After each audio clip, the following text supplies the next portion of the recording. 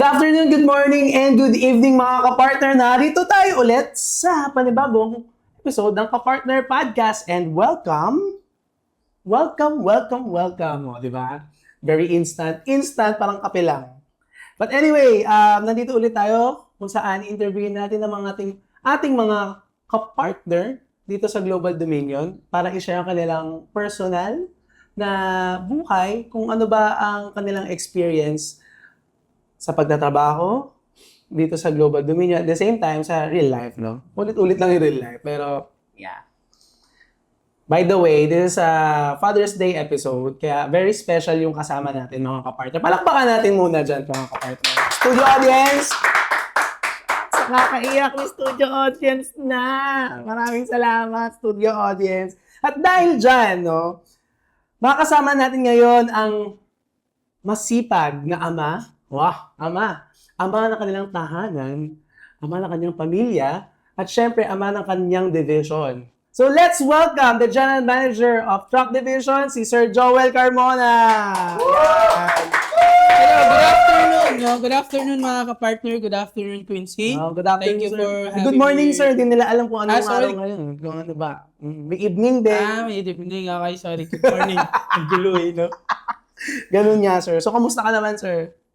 Actually, ngayon, talagang kinakabahan ako kasi this is first time para First dito time. Sa podcast. Podcast. First time mo talaga ma-interview. Yes. At dahil Saka sa live pa. live yan. Bakit ba? Ano, sir? Via satellite yung ano Satellite, nito. di ba? Galing. So, syempre, para to loosen up, sir, maglaro muna tayo ng fast talk. No? Okay. Magbibigay lang ako ng mga questions sa'yo, pagpipilian mo, sagutin mo lang din agad. Ayun na ba yan? Wala namang math dito, so mas madali okay, ito. good. Pero madali lang approval dito, Buti na sir. yun, sigurado. Walang decline. Walang decline dito, sir. Sige, sir. Simulan na natin ang fast talk. Okay, alin ang mas mahirap, tatay o boss? Tatay. Tatay. Yeah. Unang iniisip, pagising, pamilya o trabaho? Trabaho. Trabaho! Yes. Tama kasi, pag trabaho, syempre, doon ka kumakain. Kahit tulog ka kasi, trabaho pa rin nasa isip mo. Totoo. Kasi tsaka doon ka kumukuha kung anong gagawin mo sa pamilya mo, di ba? Yes. Resources, kumbaga. So, sa trabaho and then sa pamilya. Tatay na stricto o tatay na chill? Sino ka doon? Chill. Chill. First word ng anak mo na hindi mo makakalimutan? Papa. Cooking o coaching? Cooking? Cooking. Yeah, may magaling. kasi ako magluto. Nice. Talaga? Yeah. Paano pag nag-outing kayo, nagluto kayo on the side? Nice. Okay. Father first o leader first? Of course, father first. Yeah. Kasi syempre, if you're a leader, titingnan sa team mo, ikaw na ang ama eh. Yes, exactly. Diba? Weekend at home or family road trip? At home. At home. Yeah. Hug or high five sa mga anak mo? Hug. Dream family vacation destination? Saan yan? Disney. Disneyland? Yeah. Oh, how sweet. Palakpakan tayo mga kapartner. Ayan. So, syempre punta na tayo sa pinaka nakakakaba. Wow! Q&A portion. So, syempre punta na tayo, sir, dun sa medyo seryoso natin na topic or mga questions. Hindi pa ba seryoso yan? Hindi pa, sir, eh. Challenge na ba, sir? Challenge. Hindi. Syempre, gusto ko namin lalong makilala, di ba? Bilang pamilya sa bahay nyo. So, syempre, pamilya din. Tatay. O pagiging tatay sa division mo. Di ba? So, paano ba nakaka-apekto ang pagiging tatay mo sa paraan ng leadership mo sa Global Dominion? Paano siya? Siyempre, mahirap yung mahirap talaga maging tatay. Kasi tatay naman talaga, pinapatanda mo naman ako masyado. Sige, father. Father na lang. Ako naman masyado Father ka tatay. respeto sa siya. Father talaga yung gusto mo, ha? Okay. Sige. Siyempre, pagiging father kasi talaga, magsasacrifice ka kasi. Nandiyan yung time, sacrifice mo sa family mo, mga ganun. Pero at the same time, dapat talaga time management, of course. Diba? Kasi mahirap talaga maging leader sa family saka sa company, di ba? Sa mga tao mo. So, Tama. dapat magaling kang gumawa ng way kung paano mo mabibigyan ng time silang lahat. Tama. So, kasi nga ang kalaban, pag kasi may pamilya ka na katulad nung previous episode natin, si Ma'am Tess, Ang test, ganyan din. So, talagang binibigyan talaga niya ng time yung anak niya, yung bagong baby niya. So, talagang pag-uwi niya, pagdating niya sa bahay, sila lang dalawa. Hindi na siya nag-work. Siguro, work na siguro siya, babalik siya, mag-check siya, siguro mga pagka-tulog ng baby. tulog na yung baby. Oo. So, talagang binabalance niya. So, same lang din si Sir Joel na talagang time ay yung minamanage niya para lahat yan binibigyan ng attention. So, ayun. So, paano mo nang binabalance, sir, yung pagiging general manager mo sa opisina tsaka yung pagiging tatay? Paano? Bukod dun sa time management, how do you do with? Actually, mahirap mag-balance eh. Pero kasi pagdating ko sa opisina, talaga pag trabaho, talagang trabaho ako kasi. Ay hindi ko sinasama yung family ko. Kunwari, may text, tawag, or something ganun. More on ano kasi ako, what do you call this one? Pag nagtatrabaho kasi ako, parang nakaset aside yung family. When we say family, kung nasa family ka naman, parang dapat nakaset aside yung trabaho mo.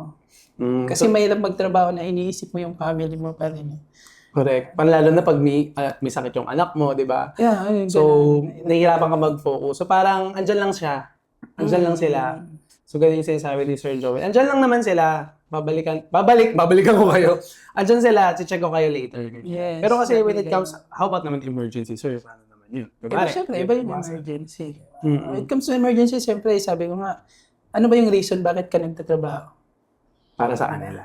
Para sa family mo, di ba? Para sa'yo, di ba? Sabi ko nga, hindi mo naman pwedeng nagtatrabaho ka kasi para sa family mo lang. Of course, para din sa'yo. Para saan ba? Di ba, sometimes, sinasabi kasi natin sometimes na pag tinatanong tayo, bakit ba tayo nagtatrabaho? Sasabihin mo para sa family. Parang naging selfish ka kasi nun. The truth is, para sa sarili mo. Siyempre, pag nakita mong masaya yung family mo, nabibigay mo lahat ng gusto nila, ano ba yung pakiramdam mo doon? Fulfillment mo. Exactly. Tama. Ganun siya. Palagi mo sinasabi sa anak mo na ina-apply mo sa trabaho. One thing na, ano lang, na, ito yung pinaka, pero honestly, yun yung sinabi ko sa anak. Nagsimula kasi tayo sa mahirap. So, habang tumatagal kasi, yung mga anak natin kasi, nagiging iba yung generation ng mga tao kasi ngayon, yung mga bata, mga ganun. So, kung ano kasi yung nakikita ng mga bata kasi ngayon yung mga anak natin, parang pinagyayabang na nila kung ano yung mayroon ka ngayon. Something ganun. So, sabi ko sa kanya, ulit-ulit kong sasabihin to sa'yo, wag na wag mong ipagyayabang yung hindi mo pinaghirapan. Yun yung lagi kong sinasabi sa kanya. At saka yun yung ina-apply mo sa trabaho mo ngayon. Yes, exactly. Ina-apply ko sa trabaho the way na kung hindi nyo pinaghirapan, dapat wala namang madaling trabaho, 'di ba? Wala namang madaling trabaho. So dapat paghirapan natin lahat. Exactly nga yan, 'di ba? Pinaghirapan naman natin lahat kung ano yung nararating ng division natin. Tama yan, sir. Parang ganun.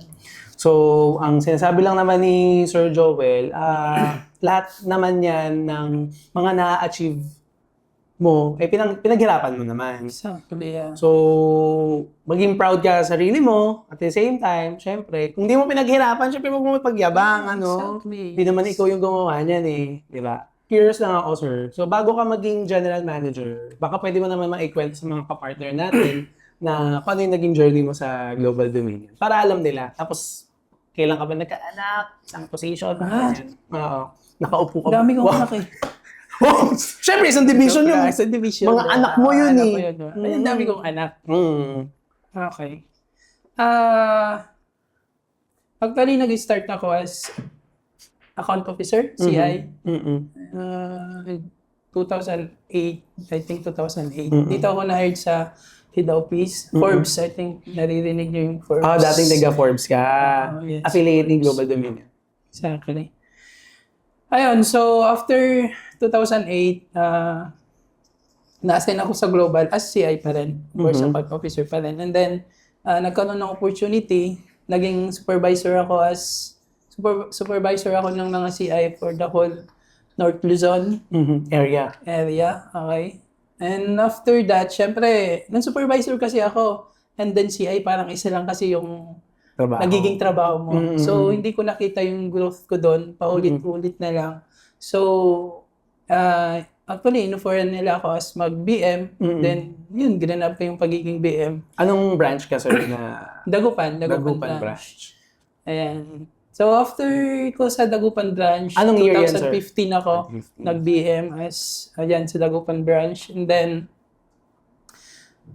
naging, team leader, no? Of 2000, ang bilis ng pangyayari. 2021, naging team leader ako. 2022, assistant area manager, ganun. And then, kasama ko sila, before sila, Sir Irving. Sila Sir Arvin. And then, Deputy General Manager 2023. And then, of course, right now, 2025. Ayan, General Manager. Ayan, congratulations pala pa natin, Sir Joel. Grabe yung journey. Actually, ang bilis ng, sabi nga nila, ang bilis nga talaga ng growth dito sa Global Dominion. Exactly. Parang wala pang 5 years, ang daming umangat. Diba? So, ganun. Grabe yung growth sa Global Dominion, ano. Dito sa Global Dominion kasi, pwede pala. Diba? Hashtag, pwede pala. At saka ka-partner mo sa pag-angat. Partner mo talaga sa pag-angat. So, what keeps you going on the tough days? Parehong daddy ka, syempre, pati dito sa office. What keeps you Of course. alive and kicking, mga ganyan? Yeah. Kasi kung isipin mo lang kasi yung sarili mo, talagang madi-demotivate ka eh. And number one reason kasi doon is, of course, yung family mo, di ba? Pag iniisip mo sila, talagang kailangan kong maging matatag, something ganun. And then, syempre, lagi ko kasing iniisip, sa TFD team, ayan. Lagi ko talagang iniisip, Track division. sa track division, no? Lagi kong iniisip yung mga pangarap ng mga bawat isa, no? Sa track financing division. So, nahirap siya kasi syempre kahit na anong alam mo yung kahit na anong dumating na struggle sa buhay mo, challenges kumbaga. Pero pag naisip mo yung mga taong naniniwala at sumusuporta sa'yo, na okay lang yun, sir, kaya mo yan. May mga nag-teacher sa'yo, di ba?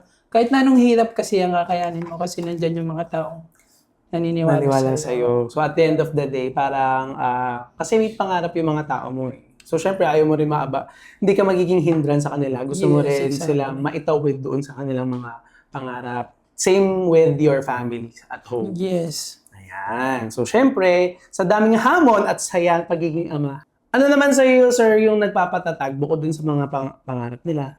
I started as account officer kasi. So I never asked for any position eh.